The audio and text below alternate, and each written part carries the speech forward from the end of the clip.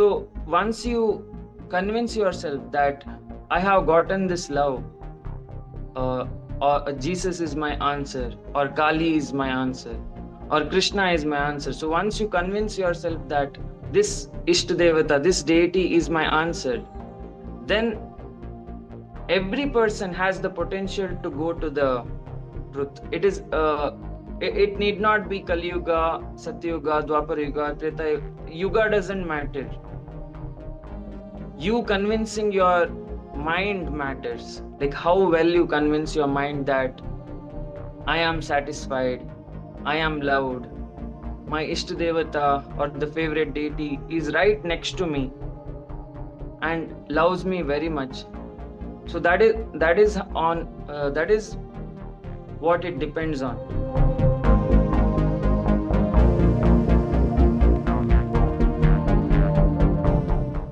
Aditya Nayak, thank you so much for being on the show with us today. Welcome. It's great to have you. Namaste. Namaste. Well, maybe the best place to begin is a little bit with your show, Project Kali, and your journey into the show. How did this all begin? So this began in 2023, January 2023, when I first landed to US. That is when I was in India. I used to believe in deities, but not that much. That is, I was just like a normal follower of deities because our parents, like how in US parents force us to go to church. Same way here in India, parents force us to go to temple, and so I was just a normal kid going to temple and just praying to the deities and coming out of the temple, just a normal day.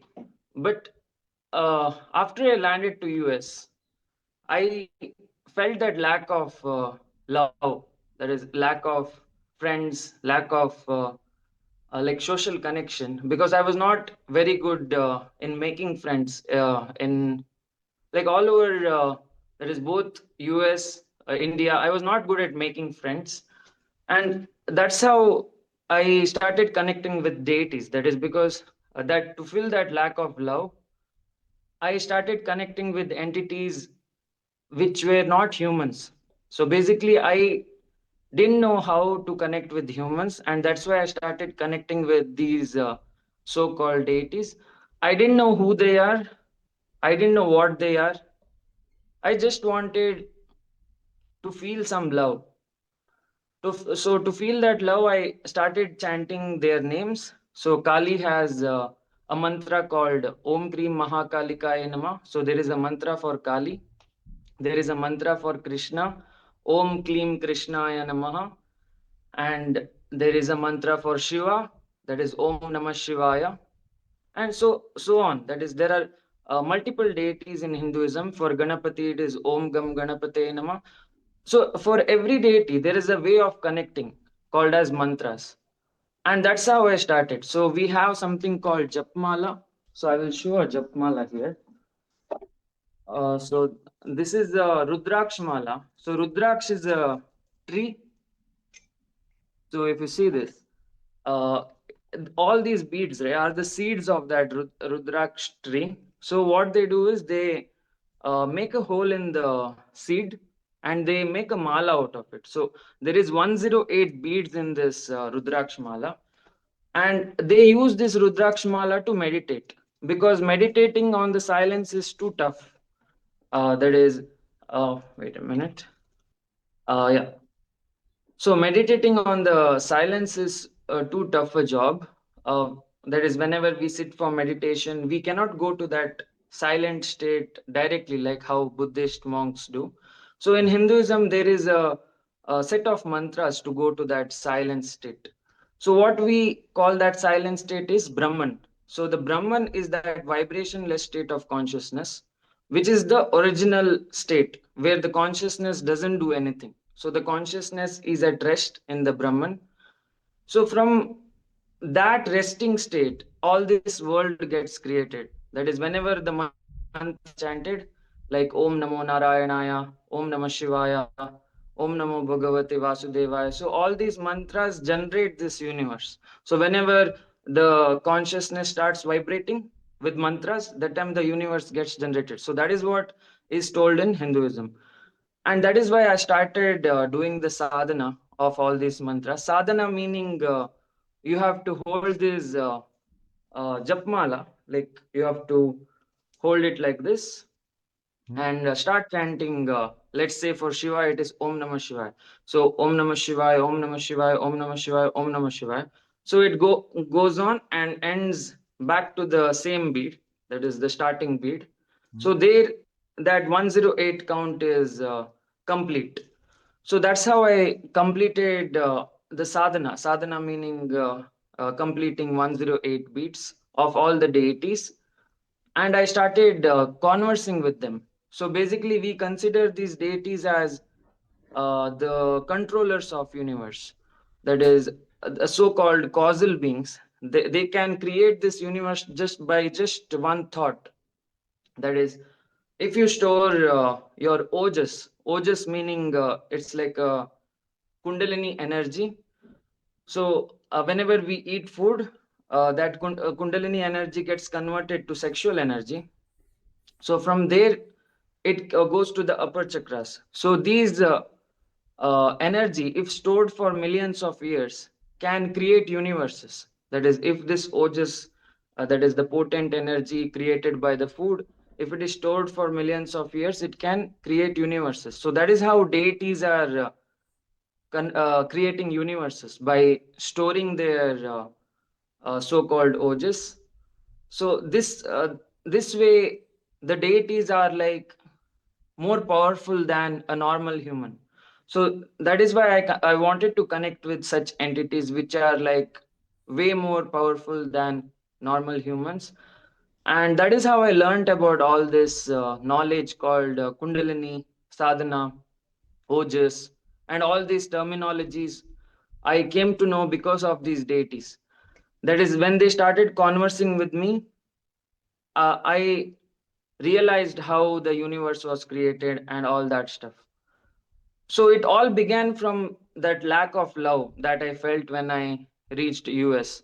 Because here in India, I used to take everything for granted. That is, I used to take my parents for granted, my friends for granted, the deities, the temples, everything I took it for granted. That is, I didn't value it so much, because when you have something in surplus, we don't value it. But when that something surplus that becomes zero, that time you start valuing it. So that is what happened. When I went to US, I missed the temples, I missed the festivals, I missed my own culture, and that is why I started falling in love with all these entities which I used to ignore in India.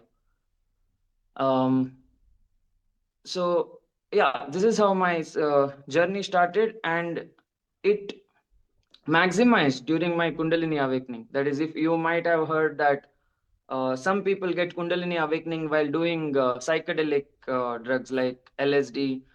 So they feel that Kundalini awakening, that is receiving the frequencies of other realm, basically.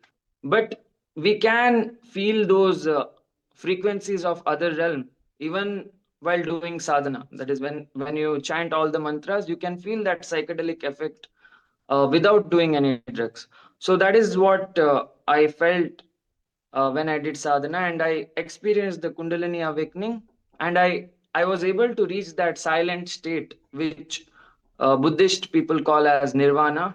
So during that nirvana state, the whole world disappears, and that is what I was targeting. That is all my journey. I was targeting the truth where everything disappears. So we basically call this as a dream. That is, whatever is going on in front of you as a dream.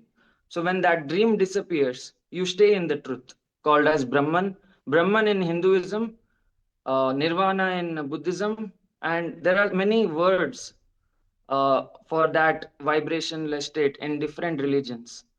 So that was my goal, to promote that truth on YouTube by giving it different terminologies. So yeah, this is how my journey started. Quite the story. I'm curious about the choice of gods in Hinduism. You talked about kind of you chose Kali or whatever there. Just you started there. How does someone go about choosing the right god to like approach or get in contact with? Yeah, so basically in Hinduism there is a concept called Ishtadevata. So Ishtadevata meaning favorite deity. So it can be anything. That is, every person will have their own Ishtadevata. So in Hinduism there is a Jyotisha Shastra. Jyotisha means astrological charts. So every person will have a D20 chart. So in that D20 chart, you will get to know who is your favorite deity. It is all based on at what time you were born, at what date you were born. So date of birth, time of birth, place of birth matters. So from there, if you extrapolate, you will get to know your D20 chart. From that D20 chart, you can get to know your Ishtadevata, meaning favorite deity. So each person will have their own favorite deity, which we will not know. That is our Atman meaning soul, is connected to one particular deity. For example, in a Christian's life, Jesus may be the Ishtadevata, that is favorite deity. For a Muslim, that is for a Muslim, Allah may be the favorite deity. For someone born in Bengal, West Bengal, Kali might be the favorite deity. For someone born in North India, Himalayas, Shiva might be the favorite deity. For someone who was born in maybe Vrindavan, Krishna might be the favorite deity. So it all depends on where you were born, and that is how you determine who is your favorite deity. So there is no judgment here. That is because every person will have their own set of favorite deities, and no one is above or below. That is because to reach that vibrationless state, that is the truth, Brahman, where there are no dreams.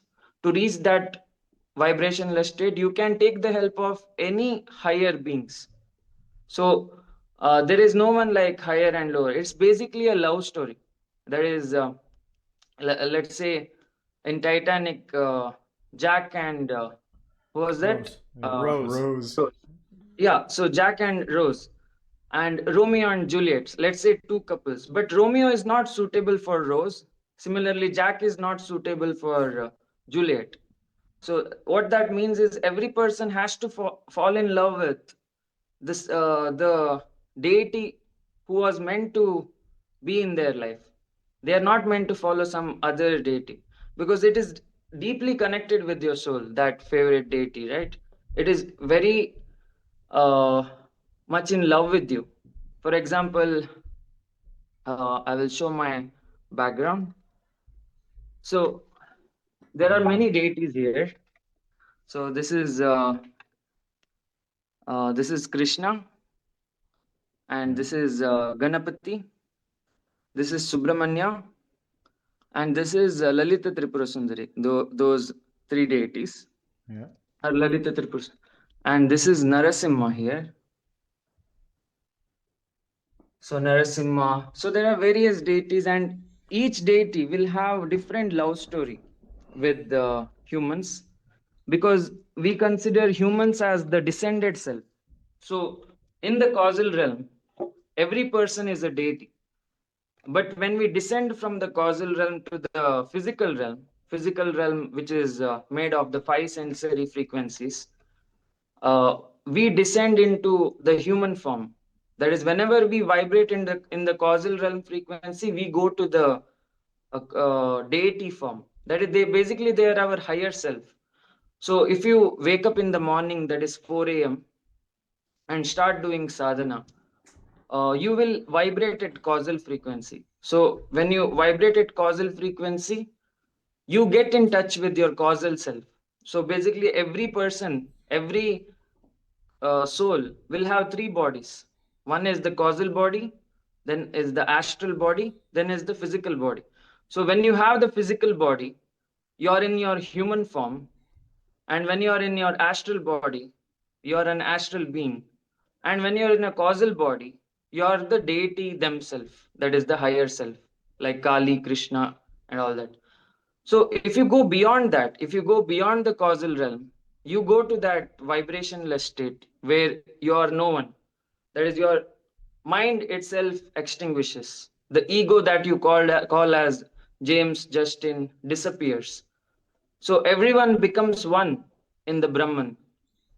That is the vibrationless state. Is there a feeling there? Like, is there a reason to, like, that be something that people are aiming to get to, or is it just a thing that you can do if you want to do it? Well, in that state, there is no emotions, there is no thoughts, there is no intellect, there is no universe, there's nothing. Basically, some religions are aiming after that. Like Buddhism, the whole aim of Buddhism is to reach nirvana. Nirvana meaning that state where there are no thoughts.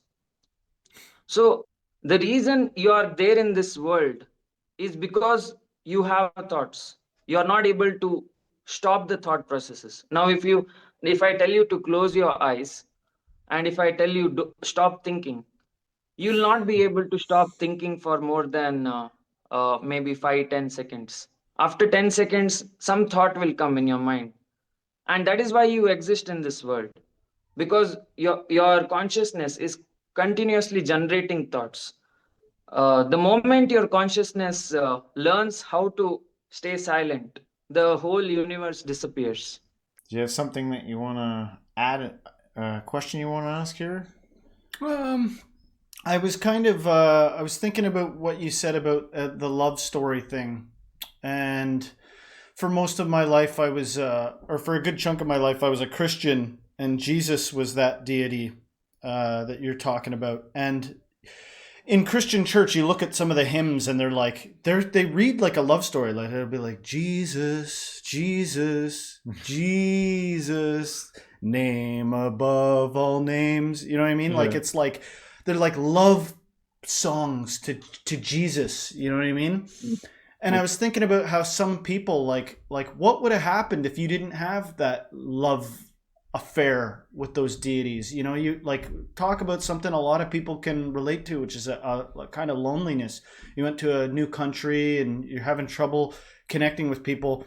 Like, did those deities that you reached out to, did they save you in that moment with things? What would have happened if you didn't turn towards those deities, and what would happen to people if they didn't have sweet Jesus to pray to, or Allah or whatever? I'm just thinking about that. You know, you asked me what I'm thinking of, and that was something that was rattling around in my head. The necessity of that, and then as you said, you go up and you can get in more and more communion with these things all the way till you are them.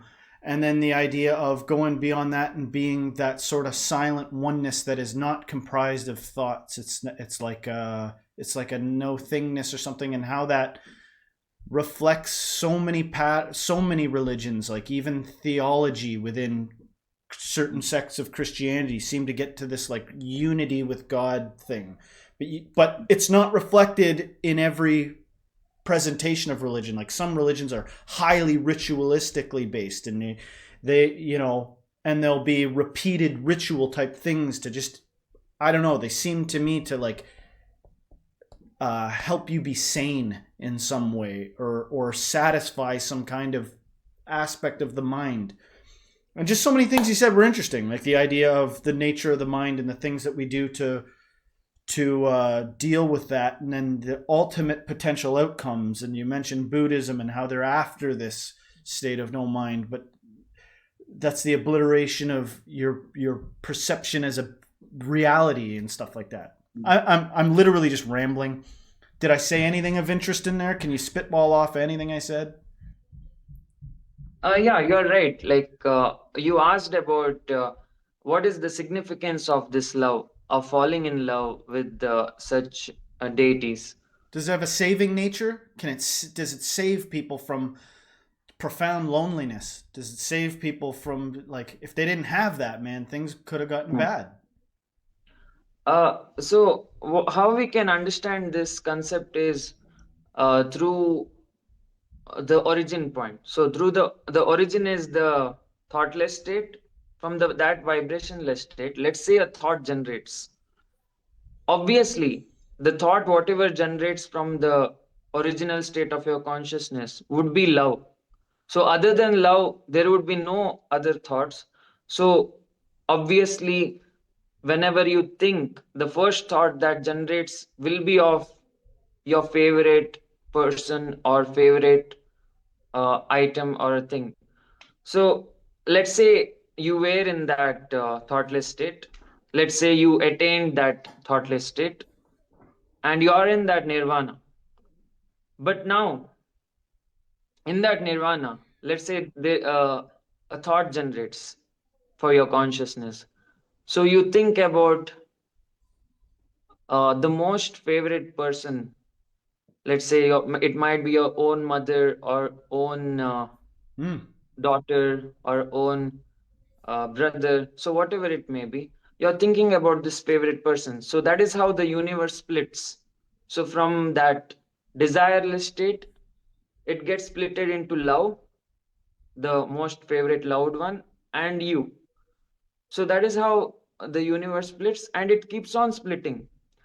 That is, so many consciousness from the Brahman keeps on splitting into the loved one and the loving. That is, the adored one and the adored one and the adoring. So it keeps on splitting, and that is how so many humans, so many astral beings, so many causal beings get formed.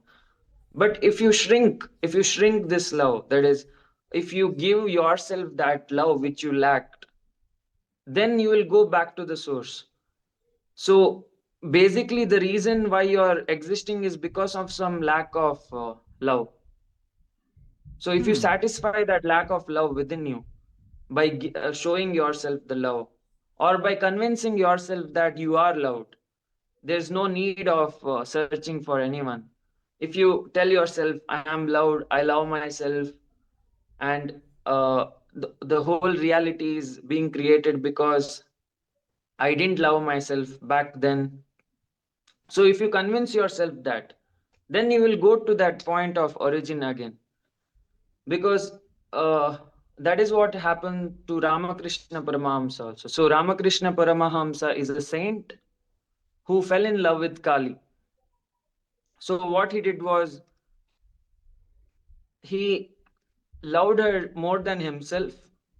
That is, uh, he was doing her sadhana. He was thinking about Kali his whole life while eating food. Before eating food, he gave the bite of the food to Kali first. Then he ate himself. So that was the amount of love he had towards Kali. Even he didn't consider his own wife as high as Kali, because he loved her so much. But one fine day, enlightened being came into Ramakrishna Paramahamsa's life, and he told that just chop her off. So whoever you're seeing in the mind, just chop her head off. So that is what Ramakrishna Paramahamsa did. So his Kundalini was concentrated in the Anahata Chakra, that is the chakra of love. It was so expanded, so big, his love energy, that is the Ojas. Suddenly, when he killed the feminine figure in his mind, his love energy shifted to the upper chakras. So it blew like a rocket. It blew to the upper chakras, to the Sahasrara. So Sahasrara is where all the love dies. So whatever love you were lacking back here, that will get nullified, because this is the chakra of truth. So when the energy rises and goes to the chakra of truth, all thoughts, all loved ones disappear. But when it is in the below chakras, that is when it is in the Muladhara meaning the lowermost chakra. So that is the chakra which makes you crave for food, and there is Swadhisthana chakra which makes you crave for sex, and there is Manipura chakra here which makes you crave for fame, wealth, and all that. And this is the chakra, Anahata chakra is the chakra which makes you crave for love. This is the chakra which makes you crave for communication. And Agna chakra is the one which makes you crave for thinking. All your thought processes are generating because you have a desire to think. So that is why this Agna chakra is there. And finally, Sahasrara chakra is the chakra which craves for truth. So that is what happens to Ramakrishna Paramahamsa. Once his lack of love was satisfied by Kali, and finally, when he chopped that feminine figure off in the mind, it went to the Sahasrara chakra and he attained samadhi. So samadhi is the state of uh, your own soul where it stops dreaming. So all this maya that is going on in front of you, it stops happening in the samadhi state. You talked a lot about love, and here's a basic, simple question, which is probably also at the same time super complex.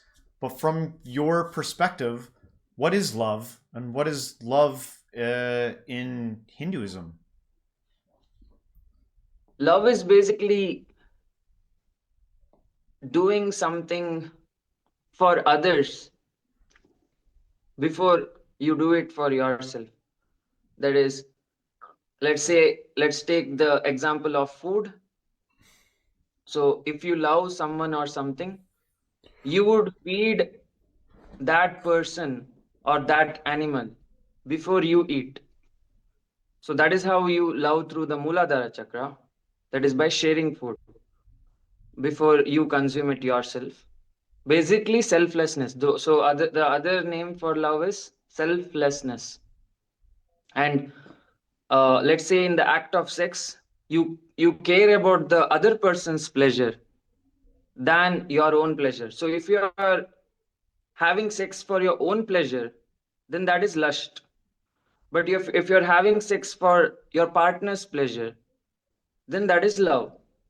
And then when it comes to Manipura, when you're earning money or getting fame for providing for your family or for providing for your wife, children, parents, then you're using your Manipura chakra for love. For example, Hanuman, there is a very magical being called Hanuman in Hinduism in the Ramayana era. So that is in the Treta Yuga, the time period of Ram, that is Vishnu's avatar, Ram. So during that era, there was a lover, lover monkey called as Hanuman. So he loved Ram very much. So whatever he did, it was for Ram. So he had something called as Ashtasiddhis. Ashtasiddhis means he had superpowers like flying in the air, becoming small, becoming big, becoming invisible. There are so many magical powers called Ashtasiddhis when you activate the Manipura chakra.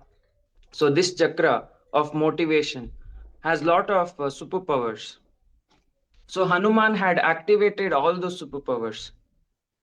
Even Ravan, that is the villain of Ramayan, the demon king, even he had Ashtasiddhis. Even his Manipura chakra was completely activated.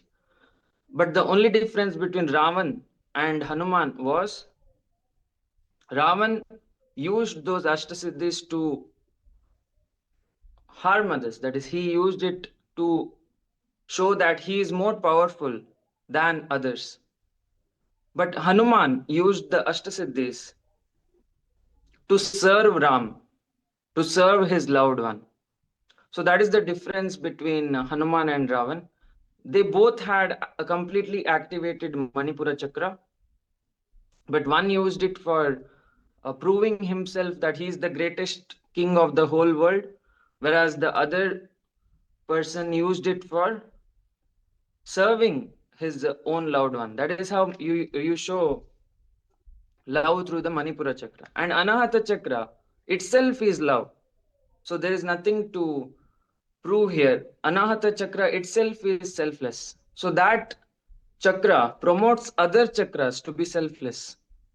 So if your Anahata is strong, it channelizes the kundalini to the other chakras and makes it selfless. It doesn't let the lower chakras be selfish, because the lower chakras have the tendency to be selfish. That is, if you see in cats or other animals, they don't care about their offspring. I'm not talking about all animals. There are some animals which care about their own food before serving it to their friends or family or children. They consider their own nutrition before serving it for others. But when it comes to dogs, cows, humans, they share food. They don't care about themselves, they care about others. So that is how Anahata Chakra is strong in advanced beings. But when it comes to animals, their Muladhara is strong. Muladhara is the desire for food is stronger than their desire for love. So that is why they don't share food. And that is how evolution happens. That is, as the chakras, new chakras get added up in the evolution, a being, a consciousness learns how to be selfless because of the Anahata Chakra development. So after Anahata Chakra, this Vishuddha Chakra is developed. That is the chakra of speech. So if you observe, animals cannot speak as peculiarly, as specifically like humans do. Like humans can communicate with complete details because of the developed Vishuddha Chakra, the throat chakra, whereas animals have not that developed Vishuddha Chakra.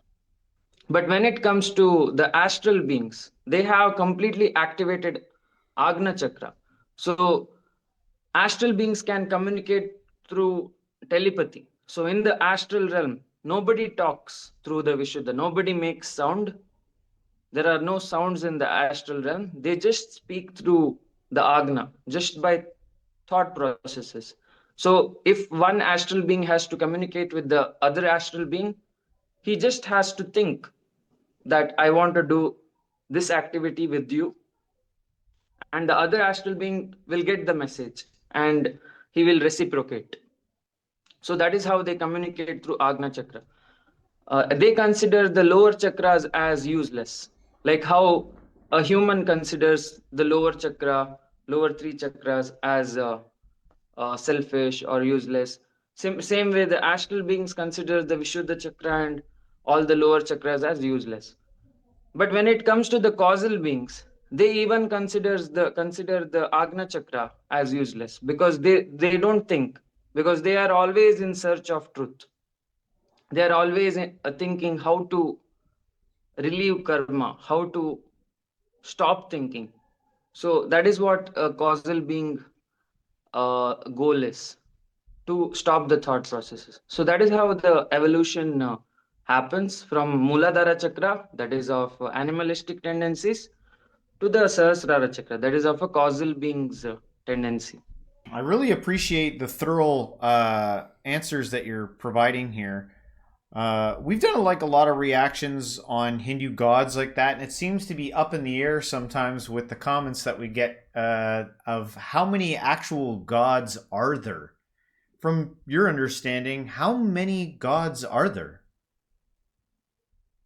As I told, every person has their own higher self, but you have to know that the population decreases as you ascend. That is, it starts from the Brahman. Brahman is the original state. From there, it splits into Ishtadevata, that is the adored one and the adoring. So from two, it splits into many. That is, it keeps on splitting until it reaches humans, animals. So in humans, if you see, there is like billions of population. In animals, there are more.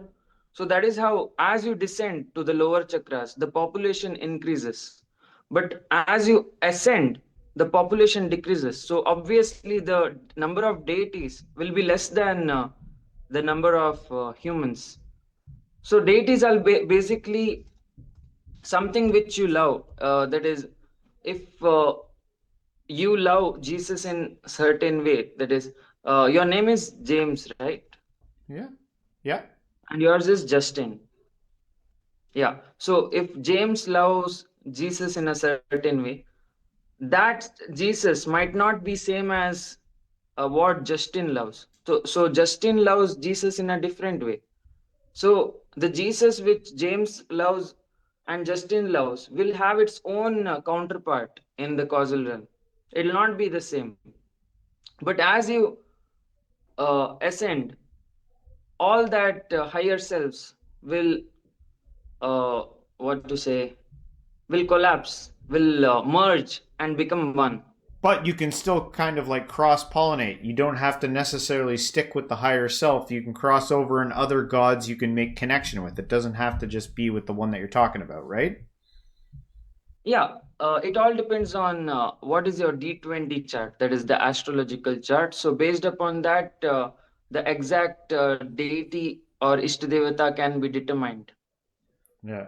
It also seems like God seemed to show up for certain circumstances, uh, like over the years. Like there's different ages. Apparently, you're supposed to be in the age of Kali Yuga right now, right? Hmm. And like I'm fascinated with like do gods are gods kind of also meeting people where they're at, what they're going through, because I'm kind of thinking of modern society right now. We seem to be living in an age of fear, while at the same time, an age of maybe consciousness enhancement. People are starting to question things and personally develop in certain facets. Is there a God that's best suited for the day and age that we're living within? Um, there is no deity which is better than your Ishtadevata. So, let's say the closest deity to my heart is Kali, but the closest deity for, let's say, you is Jesus. So, for you, Jesus itself is the deity or a being who will take you towards the truth. It cannot be Kali. But for me, Kali itself is the answer to go to that vibrationless state. Hmm. Jesus cannot take me because it all depends on how you splitted from that vibrationless state. If I didn't split into Kali and myself, then I cannot take her help. That is only if I split it into Kali and myself, only then I can go back to that origin through her help. So it's basically like you have to fall in love with the person meant for you. You cannot choose some other person's wife or husband. Uh, that loved one is determined, it's predestined, and only they are the answer for your lack of love. So once they come into your life, that lack of love completely satisfies. Only then you will be able to tell, I am satisfied. I no longer need to see this dream again and again. So basically, you're waking up every morning into this dream because you're lacking love. So every time you sleep in the night, you go to the origin, that is the state where all the minds disappear. So you go to that thoughtless state in the sleep, but then you come back to this dream because you're still in search of love. So once you convince yourself that I have gotten this love, uh, or Jesus is my answer, or Kali is my answer, or Krishna is my answer. So once you convince yourself that this Ishtadevata, this deity is my answer, then every person has the potential to go to the truth. It need not be Kali Yuga, Satyuga, Dwapar Yuga, Treta Yuga doesn't matter. You convincing your mind matters. Like how well you convince your mind that I am satisfied, I am loved, my Ishtadevata or the favorite deity is right next to me and loves me very much. So that is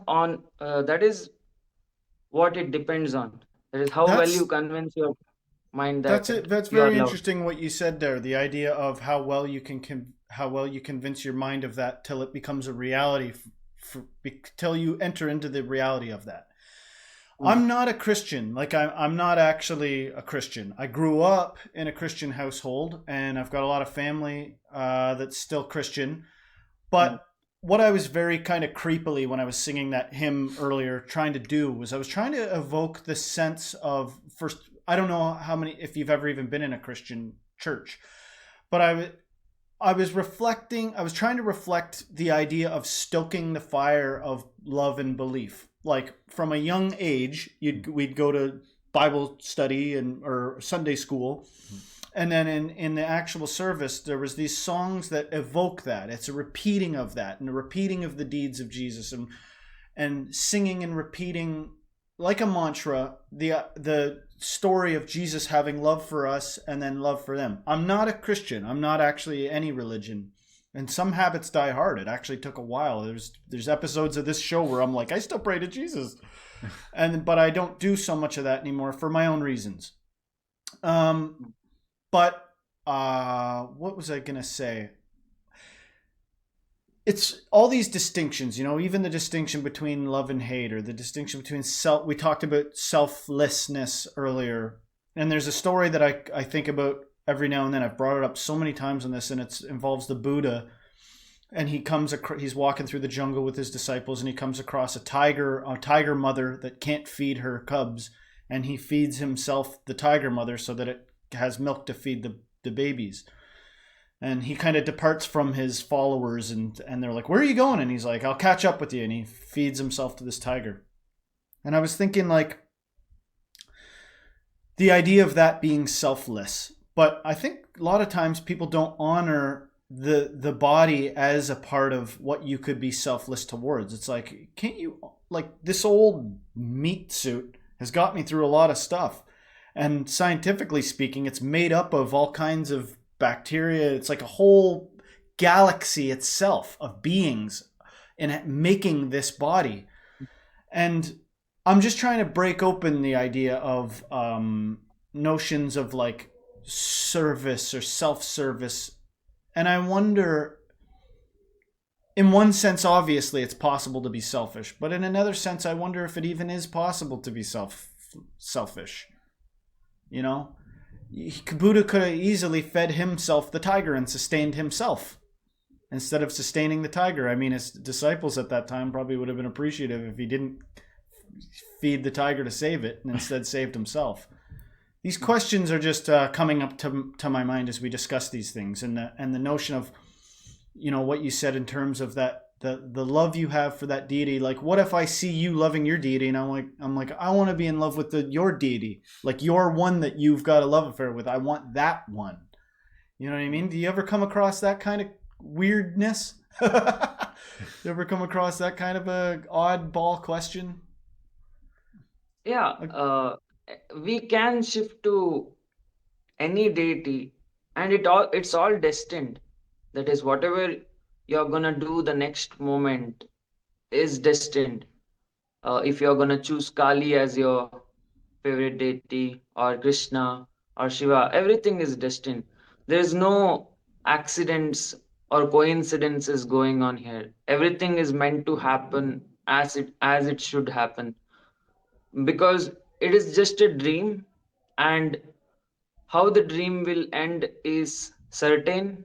There is no uncertainty, because at the end of the day, at the end of every dream, uh, Brahman is the end, Brahman is the start. That is, the thoughtless state is the start, and thoughtless state is the end. So Mm. whatever is going on in the middle, that is the dream Maya, dream Leela. We call in Hinduism, we call it as Maya Leela. Maya Leela meaning the play of the mind. So all that is going on in the middle is the play of the mind. So whatever you think, whatever you're gonna fall in love with. For example, Buddha, you told he fed the tiger. He knew that was how he sacrifices his physical body. because he knew the truth. That is, he is not the body, he is the consciousness. To put it in simple words, the reason you call your body as you is because you see in the mirror every day. That is, the mirror is the reason why you think you are the body. That is your five senses. That is the eyes, nose, tongue, skin, and ears convinces your consciousness that this structure is you. Here I But am. imagine you don't have the five senses. Imagine you just have the consciousness. Then it wouldn't know that I am this body. It's just because of the five senses and mirror that you're convincing, that is the reflection, you're convincing yourself that this is the body. Once you realize that you're not James or you're not Justin, the James, Justin, Aditya, they just are a part of a dream. So there is a huge dream going on, created by the causal being of this universe. So causal beings are basically way advanced human beings. That is, human beings, after they do meditation for millions of years, they become causal beings. So these causal beings, after storing ojas for millions of years, they create stable dreams, stable dream structures. So that is what we are inside right now. That is, we are inside a stable dream structure created by a causal beings. So in Hinduism, we call that causal being as uh, Garbhodakshaya Vishnu. So Vishnu meaning a dreamer, Garbhodakshaya meaning it is inside the womb of the mother. So what we consider is there is the whole universe is the womb of the mother, and inside the universe there are dreamers called Vishnu who are dreaming of these stable universes. Because if you observe, when you dream, that is when you go to sleep at night and when you dream, you're not able to create stable dreams. The reason is because your ojas is not strong enough. That is, the ojas that you stored is not enough to create stable dreams. That's why immediately when you are afraid of something inside the dream, you pop it. That is, you pop it and come back to a stable dream. So you come to a dream which is stable. The reason it is stable is because the causal being has stored the ojas and created it in such a way that any amount of fear or any amount of anxiety, stress will not pop it. But we are not that strong. That is the we are in Hinduism we are called as Kshirodakshaya Vishnu. That is the baby Vishnus, baby dreamers. The human beings, astral beings, are called baby dreamers. The reason we are called baby dreamers is because we are not able to create stable dreams. We create fearful dreams, nightmares. We create dreams which are easily perishable. And that is how uh, we are assigned to be this Kshirodaksha Vishnu, small dreamers. And um, once you learn, right, how to create a stable dream, then you can easily create a dream for your own, to fulfill your own desire. That is, let's say you have a desire to be a king of the whole world, so you can create a dream, a stable dream where you are the king of the whole world. So that is what a causal being is doing. So a causal being, he satisfies his last desires. So he has last desires like, I want to be the king of this planet. So that is what he does. He creates a beautiful planet, and in that planet he becomes the king, and then his dream perishes away. That is, it disappears. So that is what is happening even in this dream. That is, this dream is soon gonna end.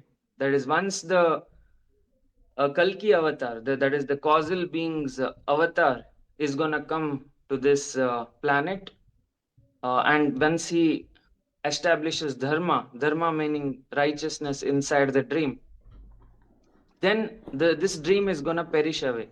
That is, he's gonna end the whole dream structure, then we will go back to the original state of the consciousness.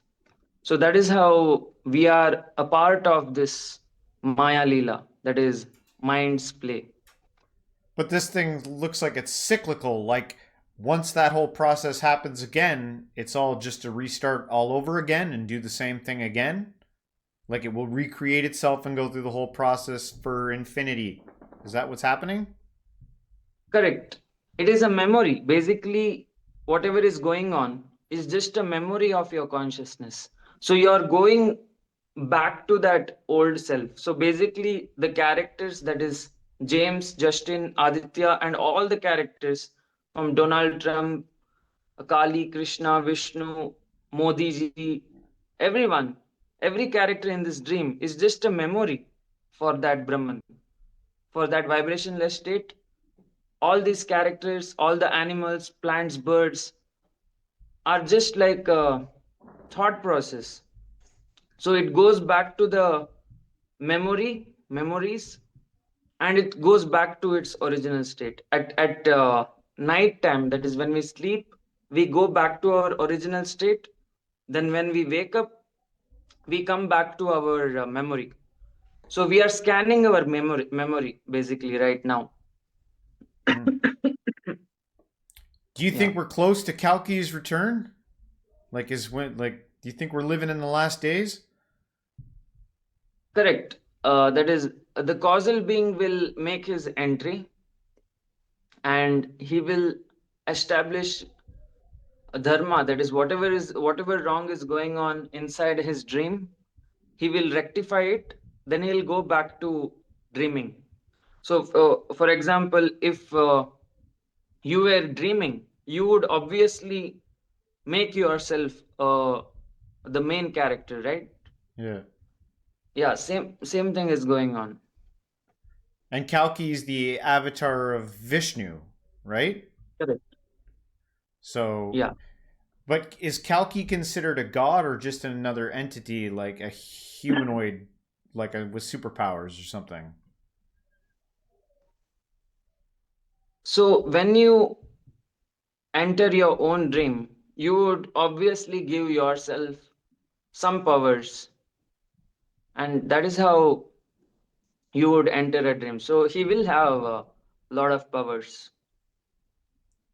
But at the end of the day, he's still Vishnu and he's still the god.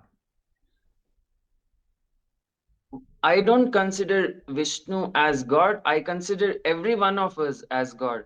Huh. Uh, that is, everyone are the that Brahman or the supreme consciousness. We just enter this Maya Leela to be the characters of his dream.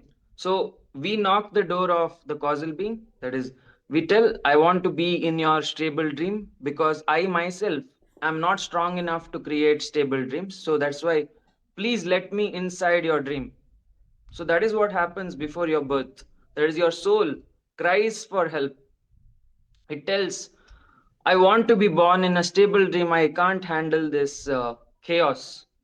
So that is why Vishnu, what he does is, he puts all the small souls into his own dream, into a character. And the problem what happens is the consciousness thinks I am the character. So that is where we get fooled. We think I am Aditya, I am James, I am Justin, but that is not the truth. This character belongs to Vishnu. For example, now let's say you wrote a beautiful story of so many characters, like let's say Game of Thrones. So whoever wrote Game of Thrones has created so many characters. And let's say the writer of Game of Thrones, he puts all the consciousness into the characters. Now the consciousness has to not consider that they are the characters. They are just the actors in the movie. That is, they are not really the characters. They are just playing the role of the character. So the actor must never forget that he's just acting. He should always remember his original state. Um, like how Chris Hemsworth, he played the role of Thor. So he should not forget that he is Chris Hemsworth. That is, he should know that he is not Thor.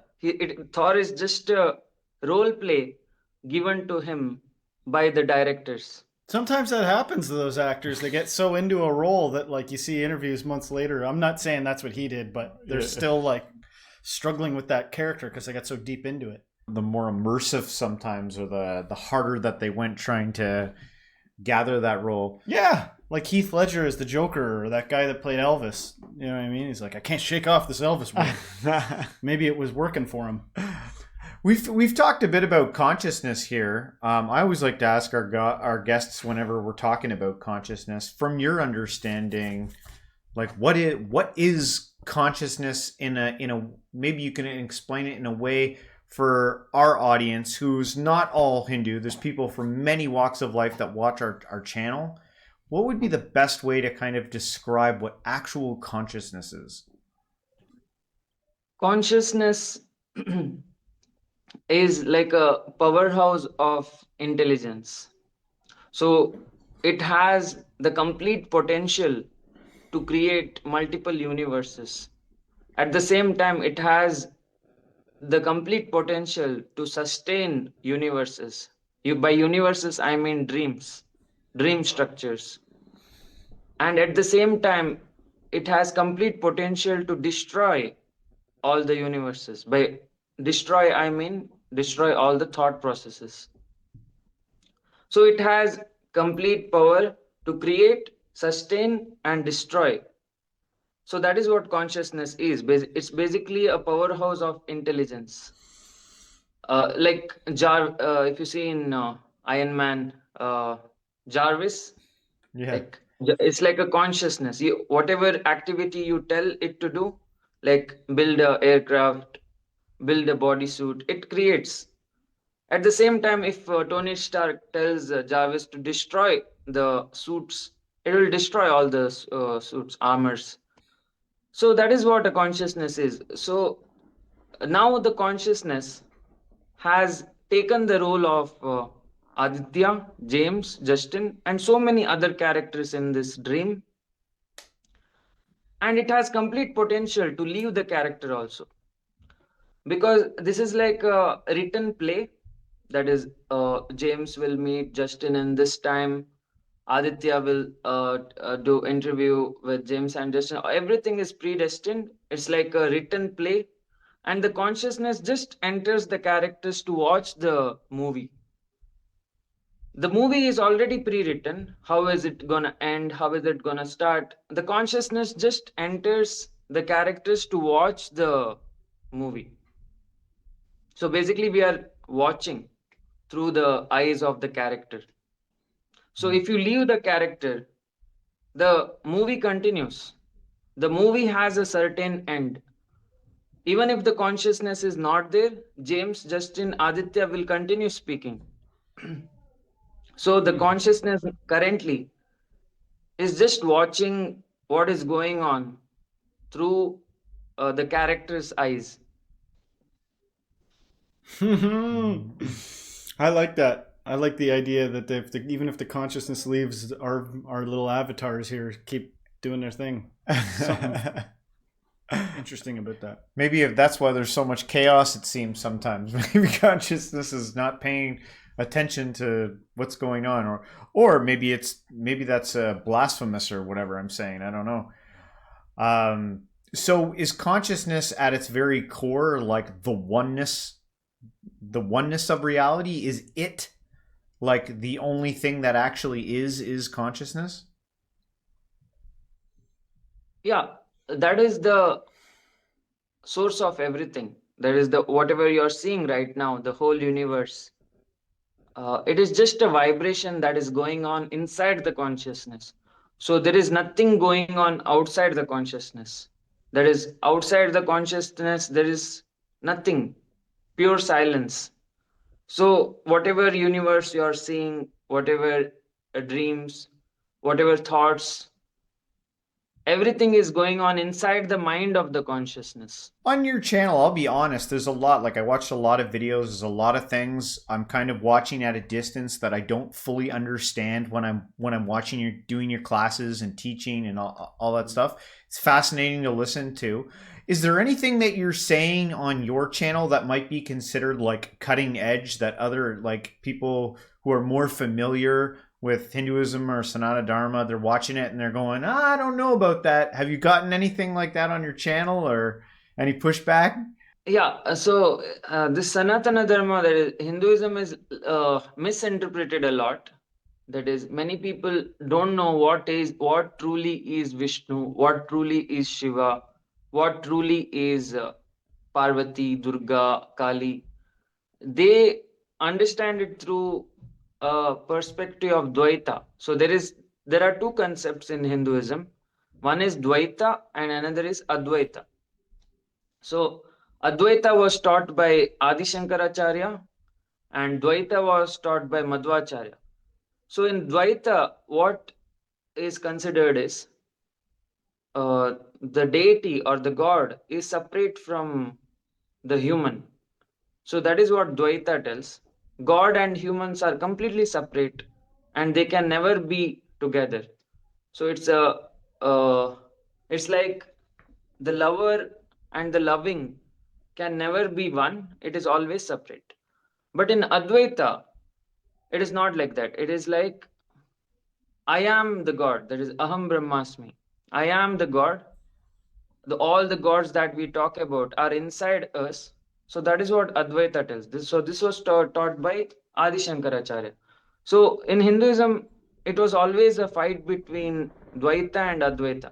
That is Adi Shankaracharya and Madhvacharya. So Adi Shankaracharya told that the Kundalini itself is the mother.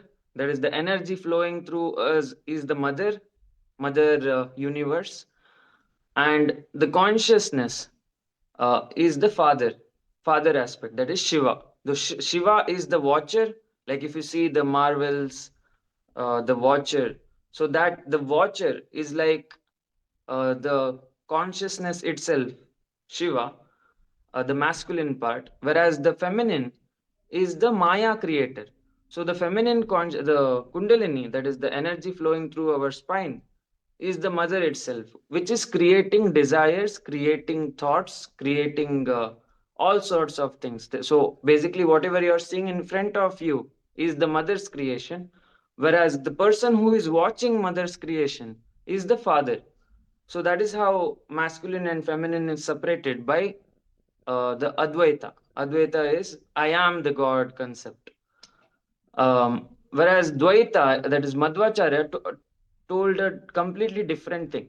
He told that the Vishnu, that is the dream creator, causal being, is completely separate from the dream elements. That is, we are the dream elements. All the characters are. We can never become him. So that is what Madhvacharya told. Because to become like Vishnu, it takes a lot of effort and a lot of determination. But he came to a conclusion that we as human beings can never become causal being. We can never create a universe like how he does. So that is what Madhvacharya told. But Adi Shankaracharya told that we can become a causal being, we can create universe because we ourselves are the Brahman. So that is the two ideologies fighting with each other, and that is what is happening in every uh, like YouTube channel, every like whichever is uh, spiritual, that is whichever talks about Sanatana Dharma. So Yeah. every comment, if you watch, it'll be like a Dvaita follower fighting with the Advaita follower. Yeah, Uh, that is it. well, Aditya, I just want to say thank you so much for coming on the show. We had a great time. This was a great learning experience. Maybe to close things out, you could leave our audience with maybe your overarching theme from your channel, any last words that you want to say, and then you can let them know where they can find you, what you got going on, and all that good stuff. Okay. Before I conclude, I would like to say that there are four ways of reaching the truth. So one is through bhakti yoga, that is through falling in love. Another is through jnana yoga, that is through self inquiry, that is thinking about who am I, what am I doing here, what is this place all made up of. So that is self inquiry, that is jnana yoga. So that is the second path of knowing the truth through questions. And third path of knowing the truth is karma yoga, that is to do your duty. So whatever character you have been assigned in this life, which may be John, Jason, James, Justin, Aditya, so whoever you are, follow the character's responsibility without expecting any outcomes. That is, don't keep any expectation from the external world. Just do the duty that has been assigned to you. So that is karma yoga. And finally, the Raja Yoga path of reaching the truth is through sadhana. That is holding a japamala and choosing your favorite deity. So if it is Kali, it is Om Klim Mahakalikaya Nama. If it is Krishna, Om Klim Krishnaya Nama. If it is Shiva, Om Namah Shivaya. If it is Ganapati, Om Gam Ganapate Nama. So do that continuously for 108 times every day to reach the truth. That is of doing sadhana of your Ishta Devata or the loved one. So these are the four parts of yoga. And Project Kali, the YouTube channel which I am promoting, is always promoting Raja Yoga. That is Raja Yoga, that is the path of sadhana. Sadhana meaning doing meditation every day at 4 a.m. With mantras. That is the mantra of your Ishta Devata, the favorite date. So that is how we reach the truth. So if you are interested in Raja Yoga, you can check my YouTube channel. And thanks, James and Justin, for inviting me on your beautiful channel. Stay spiritual on air. And I have watched some videos where you do the interviews, and it's very good initiative that you have taken to make the Western audience also know about the Eastern concepts. Yeah, thank you for inviting Thank me. you. And yeah. Thank you so much. Yeah, It thank was you. a blast. We had a great time.